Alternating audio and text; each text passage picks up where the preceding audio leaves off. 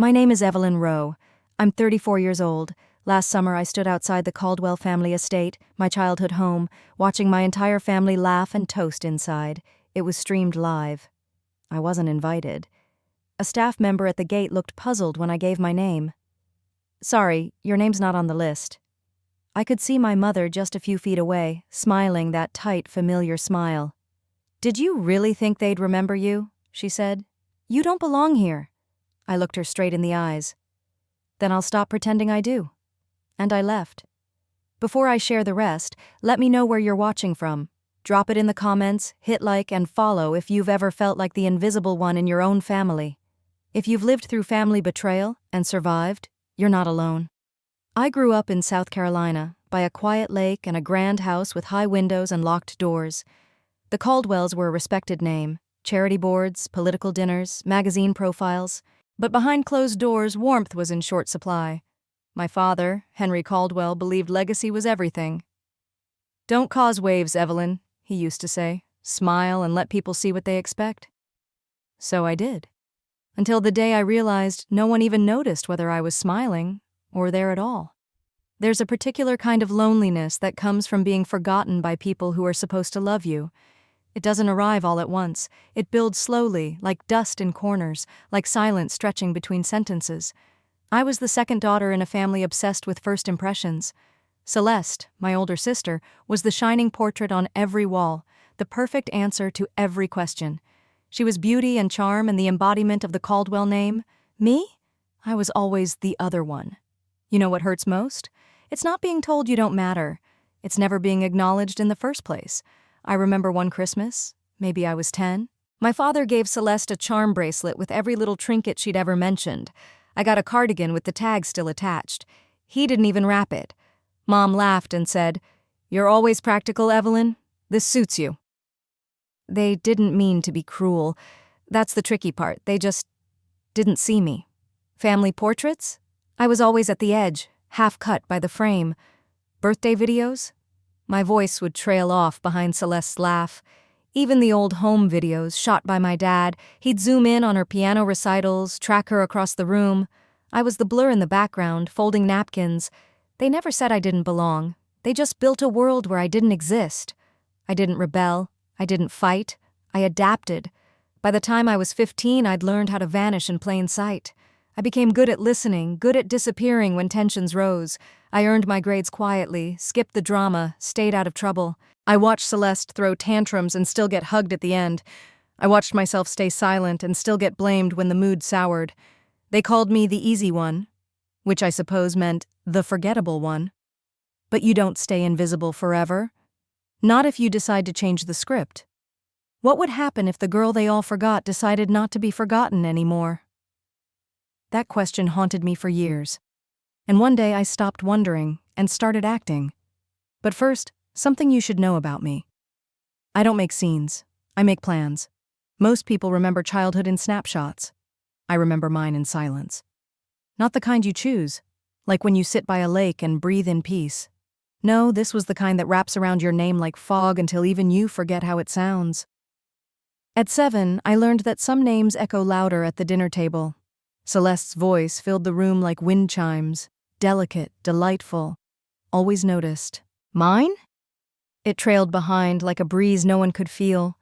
At family dinners, I was the one who passed the plates, cleared them too.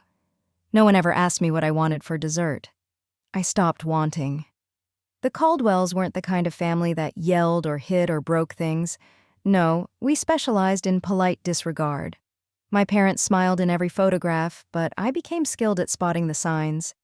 The way my mother's hand never landed on my shoulder in family photos. The way Dad's eyes scanned over me like I was furniture. Not offensive, just unnecessary. I used to think there'd been a mistake. That maybe I'd been switched at birth and belonged to some other family. One where birthday cards weren't signed with just initials. Where someone remembered your favorite color without having to ask. But then came the school play in 5th grade. I got the lead role in The Secret Garden. I practiced for weeks, even memorized Celeste's lines, just in case. The night of the performance, I stepped onto the stage and scanned the front row. There was an empty seat next to Celeste. My parents had a fundraiser dinner. "We're so proud," Mom had said over the phone. "But you understand, sweetheart, this is important for your father's firm." I nodded, even though she couldn't see me. Celeste brought me flowers afterward. Lilies. I was allergic. She didn't know. She never did. Later that night, I sat on the bathroom floor with puffy eyes and a box of tissues. I remember thinking, if I disappeared tomorrow, would anyone even notice I was gone? It wasn't a cry for help. It was just an honest question. Years passed and the pattern hardened. Milestones came and went like unmarked stones in a river. High school graduation? Celeste was giving a speech. College acceptance? Dad barely glanced up from his newspaper. He asked if I had a backup plan in case engineering was too ambitious. Still, I kept going. Quietly. Efficiently. When I got my first job, I mailed home a thank you card with my new business card inside. Mom never mentioned it. I found it, years later, stuffed into a kitchen drawer behind an expired coupon booklet. Being forgotten isn't loud, it's subtle. It's not being asked if you're okay. It's being the last one to get the group text. It's showing up to Thanksgiving and realizing no one saved you a seat. But I adapted. I told myself being overlooked was better than being resented. I clung to the illusion that being quiet meant being strong. Until one afternoon, sitting in the break room at work, a colleague passed me her phone. "Isn't this your family?" It was a real estate listing, Caldwell Lake Estate, under contract. No one had told me. Not a call, not an email, nothing. They were selling the house, our house, my house, and just like that, I realized I hadn't been forgotten. I'd been erased. I wasn't looking for it. I was scrolling through Zillow during my lunch break, searching for cheap lakefront cabins I couldn't afford, when I saw the headline. Historic Caldwell Estate, private waterfront property, now accepting offers. For a moment, I couldn't breathe. There it was, my childhood home, in full color. Angled drone shots showed the front porch where I used to sit with a book on summer mornings, the kitchen window where I once baked cookies alone while Celeste danced in the living room, the staircase I used to race up before bedtime, 2 steps at a time. I clicked the listing, 4 bedrooms, 3 baths, 1 guest house. Needs renovation but offers immense potential for investors or developers. No mention of a girl who once dreamed of repainting the walls in sage green. No note about the oak tree Dad planted the day I was born. I stared at the screen, heart pounding, stomach twisted. My first thought wasn't even rage. It was disbelief. They hadn't told me. No one had. I refreshed the page, thinking maybe it was a mistake. Maybe this was a copycat listing. But the photos didn't lie. That was our dock, our tire swing, our cracked stone path. I called my cousin Emma. She always knew the family gossip before it hit the group chat. "Oh, right," she said slowly, clearly uncomfortable. "Yeah, I think your mom and Celeste are moving forward with the sale. Since your dad passed, things have been kind of, in motion. In motion. That was one way to describe being erased from your own family's plans. Why didn't anyone tell me?" There was a pause. "I think they assumed you wouldn't care." I laughed, sharp and bitter. Of course they did. I sat in my car for 20 minutes after that call, the engine off, phone in my lap. A dozen emotions clawed their way up at once, hurt, confusion, anger. But what landed hardest was a memory. It was late spring, a few years before Dad's stroke. I'd come home for a weekend visit. Just me and him for once. We were sitting on the back steps drinking lemonade. He was tired that day, slower than usual, but his eyes were clear. He looked out at the lake and said, "If you ever feel like this family shut you out, don't shrink yourself to fit their comfort. Build your own door. Kick it down if you have to." At the time, I thought he was just being poetic. A moment of fatherly advice. But now, sitting in my car with the real estate listing burned into my mind, those words hit different. He knew. He saw it all, even if he rarely said it out loud. And for the first time in years, something inside me moved. Not rage, not revenge, something sturdier, resolve. I wasn't going to beg them to include me. I wasn't going to argue for a seat at the table they were already clearing. No, I was going to take back what was mine, not for sentiment, for truth, for dignity, and for the quiet promise I made to myself when I was 10 years old, sitting on that bathroom floor wondering if anyone would ever notice if I disappeared. They didn't notice. But I did. And that would be enough to start. I didn't slam any doors, I didn't scream into the void. I just opened my laptop and started digging. That's how I handle heartbreak. Not with drama, but with documents. I've been a structural engineer for almost a decade. People see beams and drywall. I see fault lines, hidden pressure points, weak spots that can collapse an entire system if left unchecked. Turns out families are a lot like buildings. You think everything's solid until one weight shifts and suddenly the whole thing's coming down. That night I called Naomi. She's been my best friend since freshman year of college. Brilliant, sarcastic, loyal to a fault. She's also a lawyer who specializes in estate planning, which meant she was exactly the person I needed, and the only one I trusted not to ask, "Are you sure you want to stir all this up?" She answered on the second ring. "I was just thinking about you," she said. "You okay?" "No," I said, "but I'm ready." 10 minutes later, I was in her apartment, sitting on the floor with takeout cartons between us. Naomi didn't ask for the whole story. She already knew the outlines. She's heard the little things for years, the forgotten birthdays, the unreturned calls, the maybe next time holiday invitations that never came. I showed her the real estate listing. She raised an eyebrow. "They're selling the house?" I nodded. "Without telling me, without asking." Naomi didn't flinch. She just handed me her laptop. "Let's see if they even have the right to." For the next 2 hours, we dug through public records, property filings, and the estate settlement from when my dad passed away. And then Naomi found it. Buried in the fine print of the original deed, carried over through 2 trust documents and a codicil to the will. A clause, a quiet little line that most people wouldn't have noticed. If the primary residence is not maintained as a livable home for a consecutive period of 5 years following the passing of Henry Caldwell, said property may be subject to acquisition by any direct heir with demonstrable intent to restore and inhabit the residence. Naomi sat back, blinking. "Evelyn? This clause? It's gold. It's legal leverage." I stared at the screen, heart pounding. "It's a door." Naomi grinned. "No, it's a wrecking ball. I'd always thought if I wanted my family's respect, I'd have to fight for it, beg for it, prove I was worthy of a seat at their table. But now, I didn't want the table. I wanted the foundation underneath it." I leaned back and let out a breath I didn't know I'd been holding. "This doesn't mean they'll listen," I said. Naomi nodded. "No, but it means you don't need them to." That was the difference. For the first time in my life, I wasn't asking permission. I wasn't waiting to be seen. I was done playing quiet, done being the convenient one. I was going to take that house, and I wasn't going to knock first. Buying back the house wasn't going to be easy. But then again, nothing about being forgotten ever is. Naomi and I spent the next few days working like we were preparing for battle. Not with weapons, but with file folders and spreadsheets. She drafted a plan. I handled the logistics. We weren't loud. We were precise. Turns out the Caldwell estate had been sitting mostly empty since my father's funeral. A caretaker came by once a week to keep the lawn from becoming a jungle. But that was it.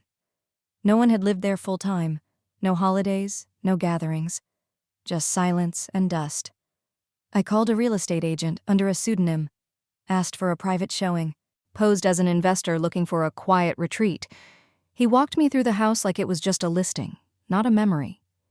"This place has potential," he said, gesturing to the cracked fireplace where Dad used to fall asleep reading the newspaper. "But it's going to need a full gut job." I nodded, kept my face neutral, heart pounding in my chest. In that moment, I wasn't Evelyn, daughter of Henry Caldwell. I was a buyer with cash, a signature, and legal standing.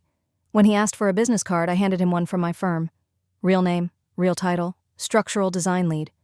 I watched his eyes widen just a little. "You're the one making the offer?" he asked, almost amused. "I am." He cleared his throat. I didn't expect—" "You don't have to," I said and shook his hand. Naomi filed the paperwork that same night. We used every bit of savings I'd built over 10 years of working overtime, skipping vacations, and living modestly while others posted about brunch and beach houses. I wasn't buying a memory. I was reclaiming my ground. The bank moved quickly. The offer was clean. No contingencies, full cash, the kind of offer that made sellers blink twice. When the confirmation came in, Naomi poured 2 glasses of wine.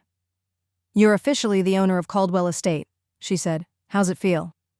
I didn't answer right away. I just stared at the screen. My name, on the deed. It didn't feel like victory. It felt like something quieter, like exhaling after years of holding my breath. I walked home that night instead of driving. The air was cool. The sky, that dusky blue that sits between day and night. I passed strangers walking dogs, kids on bikes, lights flickering on in living room windows. And for the first time in a long while, I didn't feel like a footnote. I felt like a chapter starting fresh. At home, I took the deed out of the envelope and placed it on the kitchen table, ran my fingers over the embossed seal. My father's name. Now mine. They hadn't asked me, they hadn't included me, but they couldn't stop me. Sometimes power doesn't look like shouting or slamming doors. Sometimes it looks like quiet certainty. A signature. A new set of keys. And the decision to stop waiting for a welcome. The envelope came on a Thursday morning. No ceremony, no signature required. Just a thick white envelope in my mailbox, tucked between a grocery flyer and a dental bill. I carried it inside like it might shatter in my hands. I didn't open it right away. I made coffee, watered the plants, wiped down the counter twice. All stalling tactics, the kind you learn when you've spent a lifetime bracing for disappointment. But it was time. I sat at the kitchen table, my hands still slightly damp from rinsing a mug, and slit the envelope open with the edge of a spoon. Real adult tools. Inside was a crisp packet of papers, title transfer, property identification, tax ID, and then in bold at the top of the page, certificate of ownership, Caldwell Lake property. Owner, Evelyn Rowe. My breath caught, not a gasp, just a quiet hitch in the back of my throat. I touched my name with my fingertips, not to verify it, but to feel it. There it was. Not as an afterthought, not in a footnote or an asterisk or a line buried behind someone else's name. Mine. I didn't cry, I didn't dance around the room. I just sat there in the quiet, letting the truth settle around me like morning sun through a window. This was never about revenge. If I had wanted payback, I would have sent copies to every family member, slapped my name on the front gate, posted it all over social media with a caption like, "Some ghosts come home in daylight." But I didn't want to haunt them. I wanted to reclaim myself. There's something incredibly powerful about choosing silence, not the silence of fear or suppression or being ignored, but the silence that comes when you no longer need to explain who you are, when you've proven it to yourself. I drove to the house that afternoon. Just me, the deed in a folder on the passenger seat, and a key that hadn't been used in years. The air smelled like pine and lake water. It was early spring, the kind of day when the sun looks bright but still makes your fingers numb. I stood at the front door for a long time before unlocking it. The handle stuck slightly. Paint had chipped. The air inside was stale, like closed-off memory. I walked through slowly, letting my feet reconnect with the floor I once crawled on as a toddler, danced across as a teenager, and slipped away from as a young woman with nothing but a suitcase and a full scholarship. The kitchen still had the ceramic tile I'd always hated. The dining room chandelier still creaked when the heat turned on. I traced my fingers across the edge of the fireplace mantel, finding the little notch where I'd once carved my initials with a house key. ER. Still there. Faint, but undeniable. I sat on the old bench near the window overlooking the lake. The cushion was gone, the wood warped, but the view hadn't changed. Naomi had asked me once, "What exactly are you fighting for, the building, the land?" No, it was never about square footage. It was about a girl who used to look out that window and wonder if she mattered. Today she had her answer. The sky was unusually blue the day they came back. I had checked the weather, sunny, no chance of rain. That felt right. Storms would have made everything too dramatic. The Caldwells didn't like scenes. They liked control, appearances, curated grief. I parked my car out of sight behind the guest house. The main gate stood tall and closed, just as I'd requested. It was Naomi's idea to add a security guard, not for safety, for message. "This time," she said, "you're the one making the guest list." At exactly 10:42 a.m., a black SUV pulled up the gravel driveway. A matching silver sedan followed, the kind of cars that screamed committee meetings and wine club brunches. I watched from the upstairs window. Celeste stepped out first, dressed in beige from head to toe like she was auditioning for a lifestyle magazine. She wore sunglasses despite the shade from the oak trees. Mom came next, slightly slower, in that practiced elegance that made people assume she volunteered at art museums. Her heels clicked confidently on the stone. She was already reaching for her phone. Behind them, two of my uncles and one of my cousins I hadn't seen in years. Everyone looked polished, purposeful, and absolutely uninvited. They didn't ring the bell. They walked straight to the front steps, chatting casually like they still believed this house belonged to them, like I was still a ghost. Then came the voice. "Excuse me?" said a firm, polite tone. The security guard stepped out from his post beside the hedges, mid-40s, clean-shaven, built like he'd seen a few things. He wore dark sunglasses and an earpiece, which made the moment feel even more official. "Can I help you?" he asked. Celeste smiled, that rehearsed, condescending smile she used when talking to waiters and store clerks. "We're here for the estate review, family only." The guard didn't blink. "I'm afraid this property is currently occupied. Access is restricted." Mom let out a dry laugh. "I think you're mistaken. This is the Caldwell family residence." He nodded. It was. Now it belongs to Evelyn Rowe. Silence. Real, sudden silence. The kind that drops like a curtain. Celeste tilted her head as if she'd misheard. "Excuse me?" The guard pulled out a printed sheet. "I have a list of authorized individuals. If your name's not on it, I can't let you in." Mom stepped forward, her voice tightening. "I'm her mother. You don't need a list." He didn't flinch. "Ma'am, I do." There was a long pause. The kind where history crashes headfirst into reality. From my vantage point upstairs, I could see the change in Celeste's posture. Her chin stiffened, her hands curled slightly at her sides. She looked like someone who'd just lost her place at the top of the script. I came downstairs quietly and opened the front door. They all turned at once. I wasn't wearing anything special. Just jeans and a blue button-up. No makeup, no performance. But I've learned that sometimes the softest entrance carries the loudest truth. "Good morning," I said. Celeste stared like she didn't recognize me. Mom opened her mouth, then closed it. Uncle Paul adjusted his sunglasses. "I see you got the listing," I said calmly. "You're a little late." Celeste recovered first. "What is this?" "It's my house," I said. "Legally, officially, and currently." Mom's jaw tightened. "You did this behind our backs?" "No," I said. "I did it in front of a notary." They didn't know what to say. They expected a confrontation. Instead, I gave them facts. This home was left empty for years.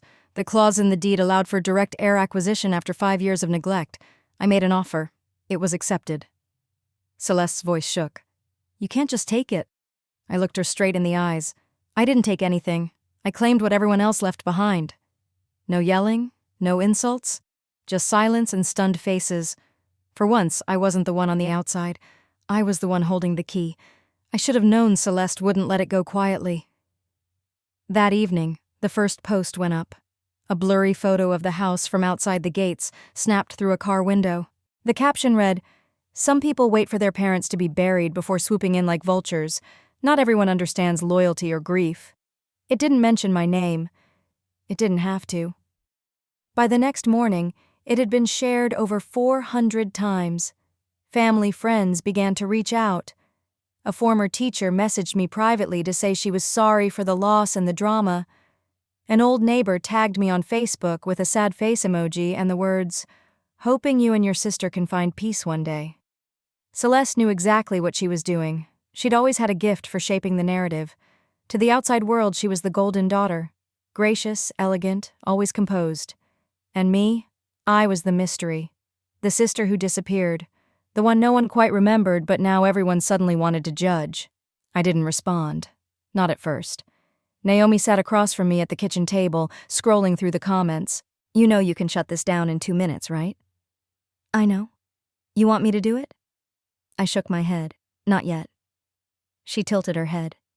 "Why not?" "Because everyone's still listening to her version. Let's give them the truth when they're ready to hear it." 2 days later, the opportunity came.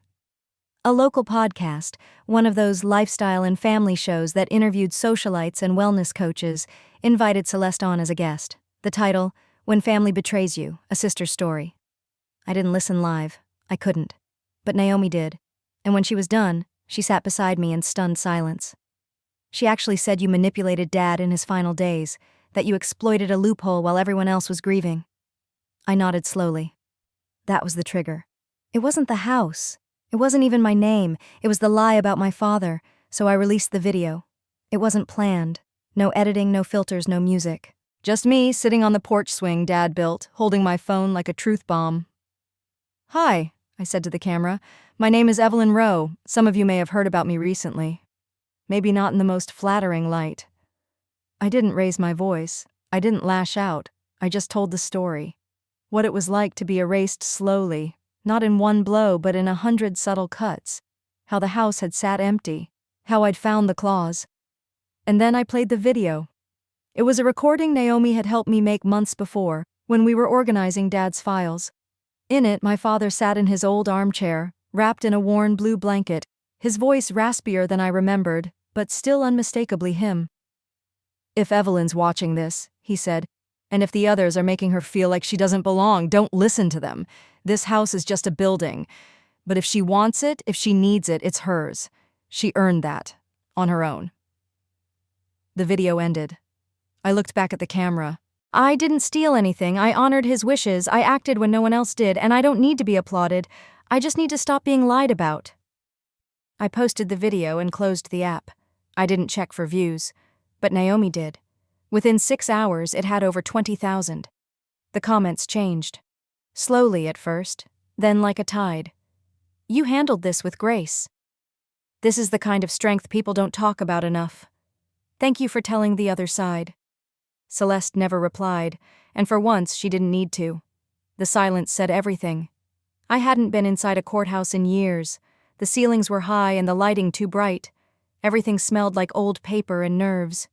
Naomi sat beside me in a navy blazer, calm as always, tapping her pen against the side of her notebook. Across the aisle, Celeste adjusted her silk scarf and whispered something to her attorney. She looked polished and furious. The judge was a woman in her late 50s, no nonsense in the way that only people who've heard 1,000 family disputes can be. She glanced at the file in front of her, then looked at me. "Miss Rowe, this is a motion for clarification regarding property transfer, correct?" "Yes, Your Honor." "And Miss Caldwell?" She turned to Celeste.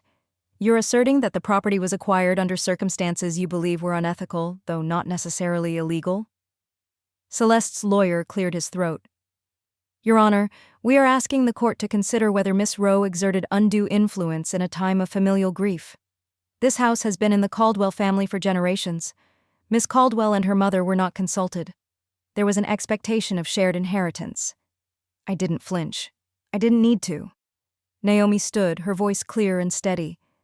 "With all due respect, Your Honor, we are not here to debate expectations. We are here to uphold the law, and the law is unambiguous." She laid out the facts like stepping stones. The clause in the will, the 5 years of neglect, the absence of full-time occupancy, the legal offer, the clean title, the county's approval. She ended with the video of my father, the one I had posted online, now admitted as evidence. The courtroom was silent as his voice filled the space. Even Celeste didn't move. It wasn't dramatic, just devastatingly clear. If Evelyn wants it, it's hers. She earned that. On her own. When the screen went dark, the judge leaned back slightly. I could tell she'd already made up her mind. "I've reviewed the documentation," she said, "and I find no evidence of coercion, misrepresentation, or legal fault in Miss Rowe's acquisition of the property. In fact, the language in Mr. Caldwell's own statement makes his intent unmistakably clear." Celeste's attorney shifted in his seat. "Miss Rowe," the judge said, "you are the rightful legal owner of the Caldwell estate. This court sees no grounds to challenge your standing." That was it. No dramatic gavel bang, no gasps from the gallery, just a decision, a line drawn in ink and authority. Celeste didn't look at me. Not once. Mom didn't even come. As Naomi gathered our things, I stood for a moment longer. The room had emptied quickly, but I stayed, letting the silence settle. Because it wasn't about the house. It was never about the house. It was about finally being visible in a place that had erased me for so long.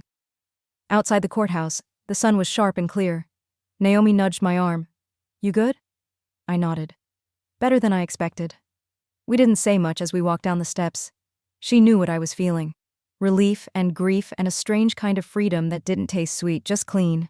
I wasn't triumphant, I wasn't vindicated, I was simply done. The war wasn't loud. There were no fireworks, just paperwork and patience. But I'd won. Not against Celeste, not against my mother, not even against the system. I'd won against the story they tried to write me out of, and this time the ending was mine. There was no celebration when I got home, no champagne, no victory playlist, no waiting friends with balloons and flowers. Just me, a bucket of cleaning supplies, and the faint smell of stale air hanging in the hall like a secret that had waited too long to be spoken. I didn't even take off my shoes. I dropped my keys on the entryway table, pulled my hair into a messy knot, and opened every window in the house. The wind moved through the rooms like a long sigh. The house hadn't been touched in years. Dust coated the baseboards. A spiderweb stretched across the corner of the dining room light fixture. The scent was somewhere between forgotten attic and lost time. I rolled up my sleeves and got to work. There was something sacred about scrubbing the old kitchen counters with my bare hands. I didn't hire a crew. I didn't call for help. I wanted to feel it. The weight of the house, the texture of what had been left behind. I found one of Dad's old flannel shirts in the laundry room, still folded, still smelling faintly of pine and soap. I held it against my face for a moment before placing it in a drawer that used to stick when I was a kid. The living room was next. I opened the curtains and let sunlight flood the space. It looked warmer that way, less like a shrine and more like a beginning. I wiped down the picture frames, the ones that once held photos of Celeste's dance recitals and my parents' vacations to Italy. Most of my own photos had disappeared years ago, quietly removed, probably tossed. But one had survived. A small snapshot, stuck behind the bookshelf. Me at 9 years old sitting on the dock with my feet in the lake, holding a sandwich the size of my head. Dad took that photo. I remember because it was the first time I'd caught a fish and refused to let him clean it. I placed the photo on the mantel. No frame, no glass, just proof. Proof that I had always been here, whether anyone remembered or not. I moved through the house like I was stitching something back together. Not out of nostalgia, out of reclamation. Every scuff on the floor, every faded patch on the wall, every creaky step on the stairs. They were all mine now. There was power in that. Not the kind that needs witnesses or applause, the kind that settles in your bones when you realize you never needed permission to begin with. By sundown, the kitchen gleamed and the living room felt less like a tomb. I cooked a simple dinner, grilled cheese and tomato soup, and sat on the front porch with a blanket around my shoulders. The lake was still. The sky that soft purple hue just before the stars arrive. Cricket started up like a familiar choir. I wasn't waiting for anyone. No texts, no calls, no one asking for an explanation. And for once, that felt like peace. I had spent so many years running toward things. Approval, recognition, belonging. I thought if I could just do enough, prove enough, they'd see me. But here's the truth. Sometimes you don't need to be seen by them. You just need to see yourself clearly, fully, and without apology. I took a sip of tea and let my eyes fall shut. The wind brushed across my face, soft and unbothered. For the first time in years, I wasn't standing outside looking in. I was home. And this time, I wasn't leaving. I didn't expect clarity to feel like this. Not loud or cinematic, no music swelling, no montage of me spinning around joyfully in a clean kitchen. It felt like stillness. The kind you notice only after years of running from noise. I woke up early the next morning, sunlight cutting through the blinds in thin golden stripes. For a moment, I forgot where I was. Then I looked around the room. The old dresser, the faded wallpaper with tiny blue flowers, the slight tilt in the floor that always made my chair wobble as a kid. It wasn't a dream. This house was mine. Not just on paper, not just in law, mine in presence. I walked barefoot down the hallway and touched the wall as I passed. The coolness of plaster met my skin like an old friend. I paused at the hall closet. Inside were a few boxes left behind, half forgotten, maybe deliberately. I opened the top one. Letters, handwritten notes from Dad. Some addressed to no one, some with my name on the envelope. One had only 4 words. Keep going, you matter. I didn't cry. Tears weren't what this moment asked for. What it asked for was breath. I took a deep one and kept moving. In the living room, I set up a small writing desk by the window. It used to be Celeste's makeup table. She'd sit there for hours curling her hair, adjusting her angles in the mirror. I replaced the mirror with a corkboard, photos of landscapes I wanted to visit, quotes that reminded me who I was when no one else did. One quote in particular, printed in black ink and pinned right at eye level, You do not owe anyone the version of yourself that makes them more comfortable. I sat down and opened my journal. Not the polished kind with embossed gold lettering. A simple spiral notebook, bent at the corners, half full of half-written sentences. This was where I started telling my story the way it should have been told all along. Not the story of the invisible sister, not the afterthought, not the fixer, the peacekeeper, the dependable one who never caused trouble, but the woman who showed up even when no one asked her to, the woman who stayed standing after everyone left, the woman who chose herself. I wrote for an hour without stopping, not for anyone else to read, just to see it on paper, just to name what had never been named. Later that afternoon, I sat on the back porch with Naomi. She had a file folder on her lap and a glass of iced tea in her hand. "So," she said, tapping the folder, "I've drafted the estate boundary paperwork and finalized the revised will." I raised an eyebrow. "Revised will? For me? You're a homeowner now. A legacy holder." I laughed softly. "I haven't thought that far ahead." She looked at me, steady and kind. "That's the point, Evelyn. You get two now." We sat in silence for a while. The lake shimmered in the afternoon light. A heron stood still at the edge of the dock, patient and certain. "I used to think power meant being heard," I said. Naomi looked over. "And now?" "Now I think it means knowing I don't have to explain myself anymore." She smiled. "That's the kind of power they can't take from you." She was right. For so long I thought I needed someone to see me, to say I belonged, to invite me in. But I was never waiting for them. I was waiting for me. And finally, I had arrived. The first night I made dinner in the house, it felt like I was cooking inside a memory. The kitchen was still rough around the edges. One of the cabinet doors didn't close all the way. The fridge hummed louder than it should. The overhead light flickered when I turned on the blender. But none of that mattered. I lit a candle by the sink, set a pan on the stove, and started with the basics: pasta, garlic, butter. The kind of meal I used to make when I lived alone in my one-bedroom apartment on the outskirts of town, back when life was quiet but uncertain, when home was more of a place to sleep than a place to return to. This house had always smelled like other people's choices. My mother's lavender potpourri, Celeste's designer candles, Dad's shaving cream lingering in the hallway after his morning routine. But tonight it smelled like me. Warm, simple, a little messy. After dinner, I sat on the front porch with a blanket draped over my legs and a glass of wine in hand. The air was cool. The lake reflected the moon like glass. In the distance, frogs called to each other like a secret language I'd forgotten how to hear, and for the first time in a long time, I listened. There was no deadline looming, no emails to send, no apologies to rehearse in my head just in case I ran into someone from the family at the store. Just the sound of stillness. That night, I slept with the windows open. I wanted to hear the house breathe. I wanted it to know I was here, not just as a visitor or a shadow from the past, but as someone choosing it fully, flaws and all. In the morning, I dusted off Dad's old armchair and placed it by the window facing east, the same direction he liked to sit, especially on Sundays. He'd sip coffee, stare out at the trees, and call it his thinking hour. I poured myself a cup and sat there, legs tucked underneath me, letting the morning unfold without rush. Something inside me had shifted. I used to think peace would feel like closure, but it didn't. It felt like presence, the kind that shows up slowly, like sunlight warming the floorboards 1 inch at a time. That afternoon, I found the old toolbox in the garage and fixed the squeaky cabinet, replaced a rusty hinge, tightened a loose railing on the stairs. It was slow work, but it didn't feel like labor. It felt like care. Every nail, every wipe of the cloth, every sweep of the broom was a small whisper to the house. "I'm here. You're not forgotten." I didn't post updates. I didn't tell Naomi about every fix. I just let the house teach me how to be still inside of something again. That night, I ate leftovers by candlelight and read a book I'd started 6 months ago but never finished. It was about a woman who found her way back to a place she thought she'd outgrown. Funny how those stories make more sense when you live them. And as the last page turned, I realized I hadn't checked my phone all day. Not once. No calls, no need to be reached.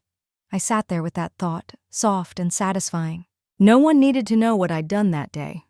Except me. Because I was finally learning that home wasn't where people let you stay. It was where you stopped asking to be let in. I sat at the desk with a pen in hand and no idea what I wanted to say. The house was quiet, the kind of quiet that used to feel unbearable. When I was younger, silence meant absence. It meant no one had called, no one had come looking. It meant sitting in your room with the door cracked open, hoping someone might care enough to notice. Now, silence felt different. Now it felt like space, like room to breathe. I opened a blank page in my journal and wrote just one line at the top. To the girl no one invited. The words hung there for a while, heavy and sharp. I stared at them until the sting softened. Then I began. You thought it was your fault, didn't you? You believed that if you had smiled more, needed less, stayed quieter, they might have loved you louder. That if you made everything easier for them, they would finally see you. You watched your sister shine and wondered if you were broken for not burning the same way. But you weren't broken. You were just hidden, tucked away in the corners of a family that only had room for one star. I wish I could go back and sit beside you on all those nights you cried into your pillow and told yourself to grow thicker skin. I'd tell you that your softness was never the problem, that your silence was never proof of weakness. It was survival. And you did survive. Even when they erased you from the photos. Even when they skipped your name in the speeches. Even when they planned their futures without you in the room. You didn't vanish. You waited. And waiting is a kind of strength no one ever applauds. But I see you now. I see the girl who packed up her life with no help and rebuilt it brick by brick. I see the woman who walked into the fire of her own past and came out holding the deed. You don't need to be invited anymore. You are the host now. This house is yours, not just the walls and windows and land, but the story, the voice, the right to decide what stays and what finally leaves. So let go of the weight they gave you to carry. Let go of the need to explain. You've done enough. You've always been enough. I signed the bottom without thinking. Love. The woman you became. I folded the page and placed it in the top drawer of the desk, not to hide it, not to keep it from anyone else, but to keep it close. Because some letters aren't meant to be mailed, they're meant to be remembered. I stood up and looked around the room. The light outside had shifted, casting gold across the floor. It was late afternoon, the hour where everything slows down and begins to glow, and I felt something I hadn't felt in years. Not pride, not victory, peace. The kind of peace that whispers, not with noise, but with knowing. I wasn't writing to ask for forgiveness. I was writing to make space. And in that space, I finally saw myself, all of me, the girl who waited, the woman who returned, and the voice that never needed permission to speak. For most of my life, I thought family was something you had to hold on to, no matter how much it hurt. That's what we're taught, isn't it? Blood is thicker. Roots are roots.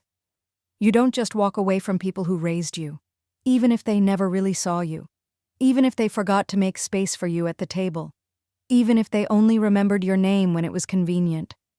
I believed it for a long time. I believed it through every missed birthday call, every awkward holiday where I sat at the far end of the table like a guest in my own life. I believed it when they sold off Dad's boat without telling me, when they held a memorial I wasn't invited to, when they divided up his books like pieces of a man I was never allowed to grieve fully.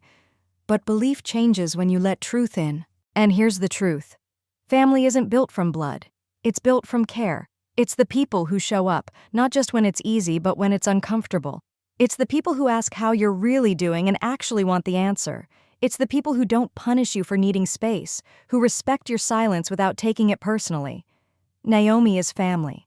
So is Mrs. Harper, my old high school English teacher who sent me handwritten notes every year on my birthday even after I left town. So is the barista who remembers my name and always asks how my garden's doing. And sometimes, family is the version of yourself you return to after years of hiding. It took me too long to realize that the people who gave me my last name were not the only ones allowed to define who I am. So I stopped waiting for their validation. I stopped giving them the power to rewrite my story with omissions and edits. I started drawing new boundaries. Not walls, not vengeance, just clear, quiet lines. When Mom called last week, finally, after months of silence, her voice was sharp, the way it always got when she felt out of control.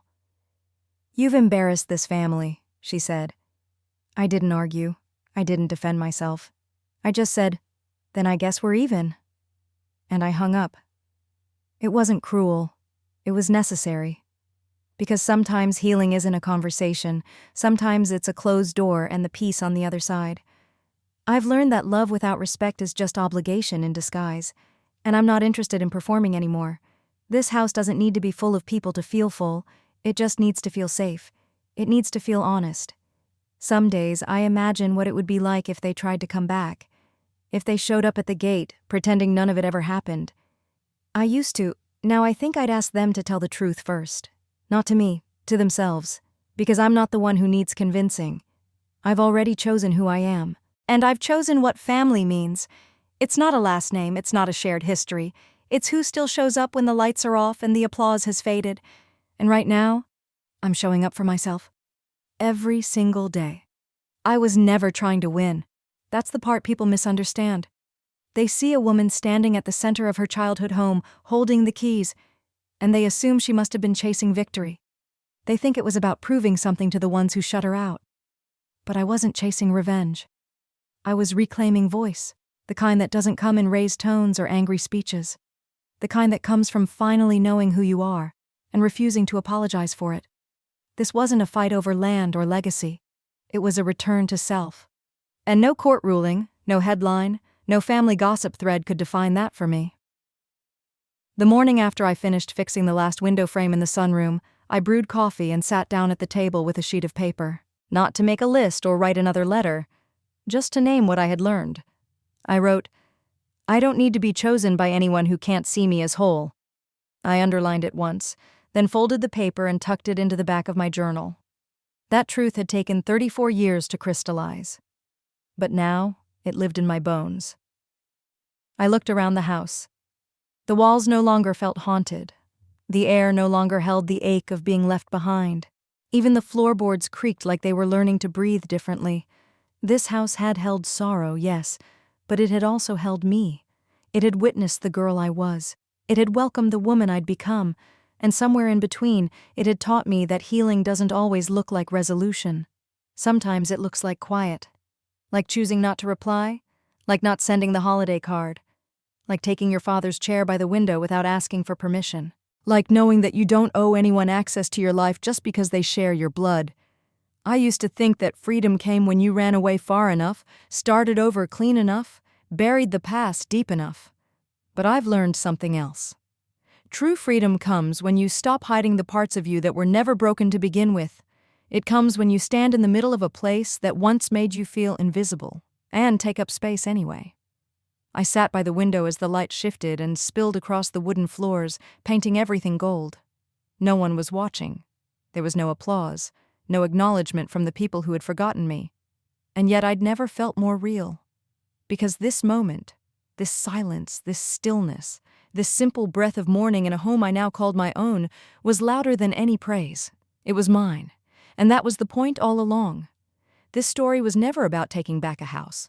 It was about taking back the right to exist fully, to be heard, to be counted, to be whole even without permission. And in that wholeness I found something I never expected. Not happiness, but peace. The kind you build, the kind you protect, the kind you never let anyone steal from you again. I was pruning the roses when they showed up, the ones by the side gate. Dad had planted them years ago, a rare, soft gesture in a life filled with sharp corners. I trimmed them carefully now every few days. It felt like tending a promise. I didn't hear the car at first, but then I caught the sound of tires on gravel, that slow, hesitant rhythm of someone unsure whether they're welcome. I wiped my hands on my jeans, stood up, and turned toward the drive. It was Celeste's car. She stepped out alone, in flats this time instead of heels. Her hair wasn't done like usual, and she wasn't wearing makeup. For a second, she almost looked like the sister I used to imagine she could be. We stared at each other across the space where a childhood used to live. I didn't know if I should come, she said. Yet here you are. She looked down at the ground, then back up. Can we talk? I didn't move. That depends. Are you here to talk or are you here to make things right on your terms? A flicker of something crossed her face. Maybe regret, maybe calculation. I wanted to see it, the house. It's not the house anymore, I said. It's mine. She nodded slowly. Right, of course. Silence sat between us, familiar and uncomfortable. The kind that used to live at the dinner table when I asked a question no one cared to answer. "You're not banned," I said. "But you're not expected either." "I didn't come to fight, Evelyn." "I hope not, because I'm done fighting." She looked at the porch, at the windows, at the small flower pots I'd placed on the railings. "It looks different," she said. "No. It looks alive." There was something in her eyes then, a flicker of recognition, or maybe loss, like she realized for the first time that this place was no longer her stage, that the house had shifted its center. She reached into her bag and pulled out a small envelope. "It's a letter," she said. "From Mom. She wanted me to give it to you." I didn't reach for it. Instead, I looked her in the eye and said what I should have said years ago. "If she wants to talk to me, she can call me, and if she can't call, she can write to me directly, but I don't accept messages carried by someone who's still deciding whether I count." Celeste's mouth opened, then closed. I stepped forward, not to threaten, just to draw the line more clearly. "I'm not interested in rebuilding something that was never solid to begin with. I'm not angry anymore, but I won't entertain guilt wrapped in pleasantries." She nodded again, slower this time. I guess I needed to hear that. I guess I needed to say it. She didn't stay long. A few minutes later, she turned back to her car. I didn't stop her. I didn't ask her to stay because some goodbyes aren't bitter. They're just overdue. I stood there for a while after she left. The wind moved through the trees, and the roses at my side brushed against my jeans like a quiet reminder. This was what boundaries looked like. Not walls, not punishment, just the simple, steady refusal to shrink yourself to make someone else comfortable. Later that day, I called Naomi and told her what happened. She didn't say much, just listened. Then she said something that stayed with me. "You didn't shut the door, Evelyn. You just changed the locks." And she was right. I wasn't closing my heart. I was just choosing who got a key. We sat on the dock that evening with our feet dangling over the edge, toes skimming the water like kids in a summer movie. Naomi had brought a bottle of red wine and 2 mismatched glasses from her kitchen. One had a crack near the rim. The other had a faded logo from a law school conference neither of us remembered attending. "Any word from Celeste?" she asked. "No, and I'm fine with that." She nodded and took a sip. The lake was still, soft ripples spreading with every breeze. The sun was starting to dip low, casting gold across the surface, like someone had spilled light instead of water. I leaned back on my palms and exhaled slowly. "She brought a letter from my mother," I said. "Didn't open it." "Are you going to?" "I don't think so. I'm not ready to carry her version of this." Naomi was quiet for a moment, then said, "You know, there's this myth about forgiveness, that it always means letting people back in." I glanced at her. "But sometimes," she continued, "forgiveness is just deciding they don't get to live rent-free in your head anymore." I smiled. "And if they want to come back?" "Then they have to knock, politely, and you still get to say no." We clinked glasses, and for a long while we just watched the sky change color. I don't know how to explain what Naomi is to me. She's more than a friend. She's the person who remembered the version of me I tried to abandon. She was there when I said nothing, when I disappeared from the holiday parties, when I answered texts with 3 dots and no follow-up. She didn't push, she didn't pry, she just stayed. That kind of loyalty doesn't scream, it waits. And when you're ready, it reminds you who you are. I glanced over at her. "Do you ever feel like you're the only person holding the line? Like if you stopped showing up, everything would just fade?" She tilted her head. "All the time. But that's how I know it matters." I thought about that.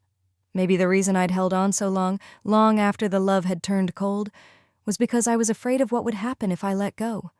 But maybe letting go wasn't falling. Maybe it was flying. I took a slow sip of wine and looked up at the sky. It had gone from gold to lavender, that dusky in-between hour that feels like both an ending and a beginning. "I used to think forgiveness meant agreeing with their version of the story," I said. "Like, if I forgave them, I had to say they were right." Naomi shook her head. "Forgiveness just means you're done bleeding for their choices."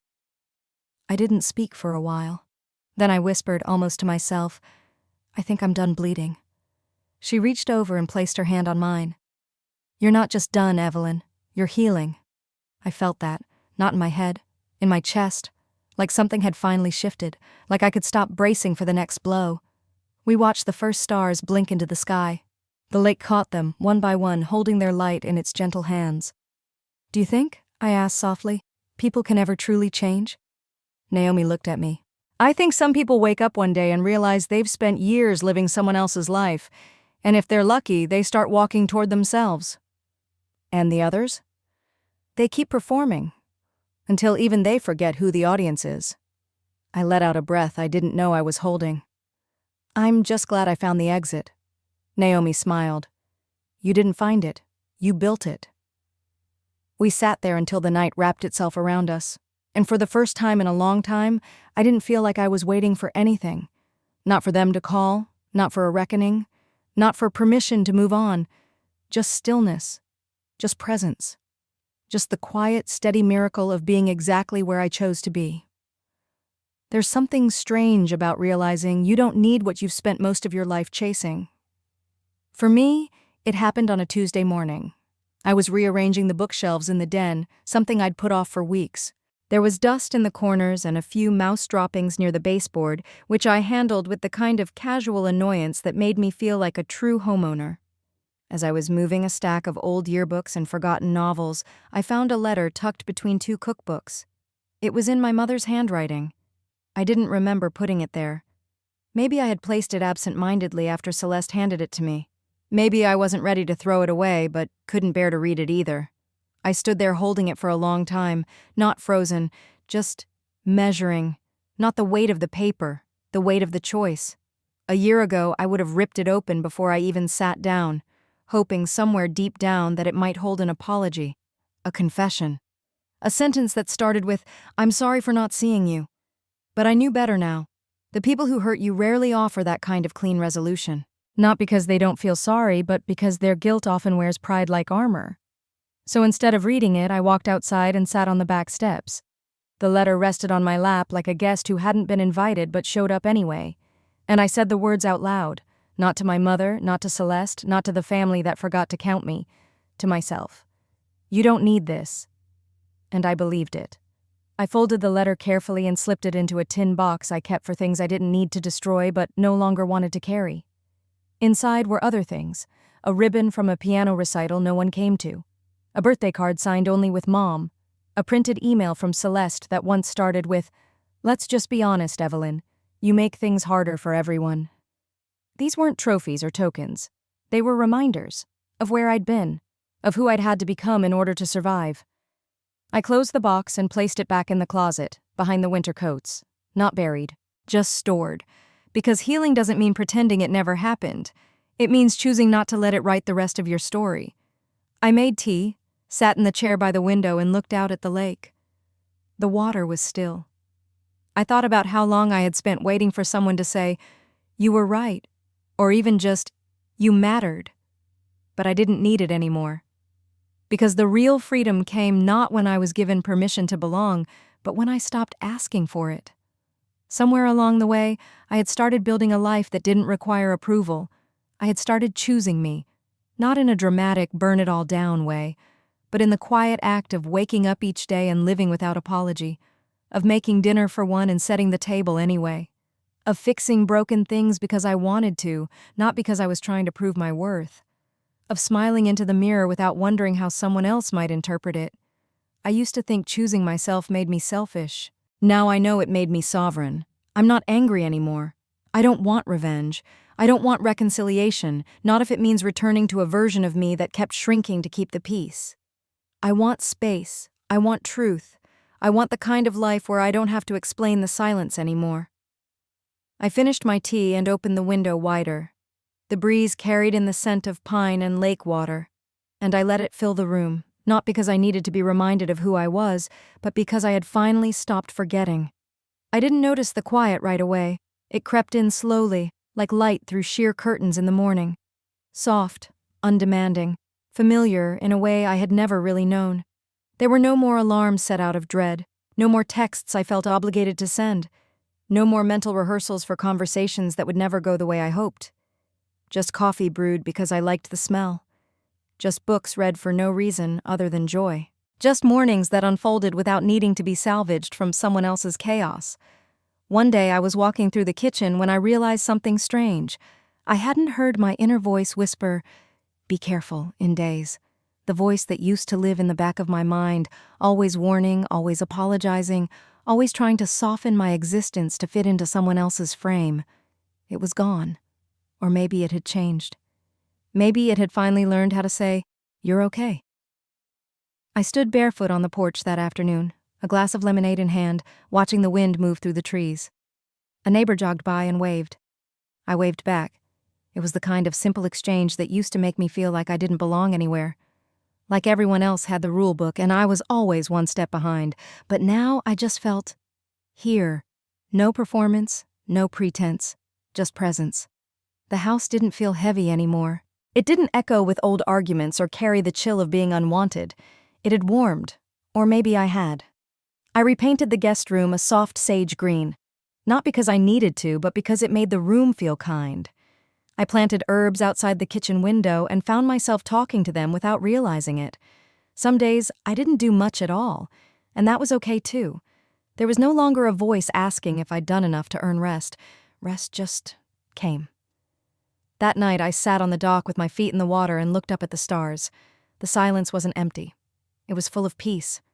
I smiled, not for anyone to see, not for any camera or reflection, just because I could. I never imagined I'd come full circle in the quiet, not with a grand moment, not with anyone clapping in the background, just me standing at the kitchen sink, peeling an apple. That morning, I found an old photo wedged in the back of a drawer. It was faded, curled at the edges, probably taken with one of those disposable cameras Dad used to keep in his glove box. It showed me, maybe 6 years old, sitting at the edge of the dock with my legs swinging. I was holding a sandwich too big for my hands and squinting into the sun like I already knew life could be too bright sometimes. I stared at that picture for a long while. Not because I missed that version of me, but because I finally understood her. She wasn't trying to be anyone else. She wasn't chasing a seat at the table. She wasn't adjusting herself to fit. She was just there, present, real. And somewhere along the way, I forgot how to be that simple. I folded the photo and placed it on the windowsill above the sink, a small altar to a self that had waited patiently to be remembered. Later, as I swept the porch, I thought about everything that had led me here, all the years of silence, the rooms I had tiptoed through, the invitations that never came, the loyalty I gave away for free, and then the moment it all cracked open, that listing on the real estate site, the decision not to call, the choice to act instead of ask. People call it courage. I don't know if that's what it was.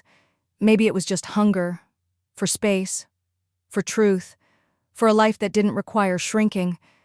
Now when I look out at the lake, I don't feel the ache of what was missing. I feel the calm of what's been reclaimed. I didn't fix everything, I didn't get the apology, I didn't rewrite history, but I showed up for myself, and I stayed. That, I think, is enough. That evening, I sat by the lake one last time before winter crept in. The air was cooler, the trees were thinning, everything around me was slowing down, settling in, just like I was. I didn't need to mark this moment with a ceremony. There was no one to impress, no final line to deliver, just a quiet knowing that I had reached the other side of something. The house was no longer a battleground. It was a home, not because I'd claimed it through paperwork or arguments, but because I'd stopped waiting for it to prove something. I had made space, not just on the porch or in the kitchen, but inside myself. For peace, for presence, for the version of me who no longer apologized for taking up room. I stood and looked out at the water, letting the breeze wrap around me like a promise. And I whispered, not to anyone in particular, but to every version of me that had ever felt invisible. You were never too much. You were just waiting for the right place to belong. This story isn't about taking back a house. It's about reclaiming your voice. It's about choosing to stop explaining, choosing to stop shrinking, choosing finally to believe that you are allowed to want more, and to take up space in the world without needing permission. And if you've ever felt like the forgotten one, the outsider, the quiet soul in a loud room, you're not alone. You don't have to fight for a seat at someone else's table. You can build your own. So if this story spoke to something in you, take a moment, reflect on where you've been silenced, and where you're ready to speak again. And when you're ready, show up for yourself. Not someday. Not when they notice. But now. Because your story deserves to be heard. And it starts the moment you say, "This is mine."